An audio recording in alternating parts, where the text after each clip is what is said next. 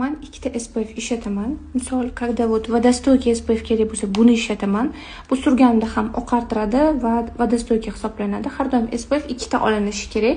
Bittasi takoy suvlarga borganingizda oqib ketadigan yoki yomg'irli havolarda ham bir xil suradi-yu, shunaqa momentda qilmasligi uchun, bunisi bo'lsa tonalkali SPF. Qizlar o'tib ko'rsataman. Bu men eng yaxshi ko'rgan SPFlarimdan. Meni o'zim ishlatadigan tonalkam bor-ku, Yeselaran. Yeselaran tonalkasi bilan teksturasi shunaqa o'xshash, surganingizda tabiiy qilib qo'yadi, yuzingizda yig'ilib qolmaydi. Qaranglar qanaqa. Vashshe dahshat. Mana hozir xonamda svet yo'q, lekin ko'rishingiz mumkin, что нереально bomba SPF. Yeselaran tonalkam bilan teksturasi один к одному o'xshash, prям. Lekin bu SPF. Buni ustidan o'sha tonalkamni ham sursanglar bo'ladi. O'zini ham sursanglar bo'ladi. Mana qaranglar, effektini ko'rasizlar. Mana ikkita qo'lda ko'rsanglar ham bo'ladi.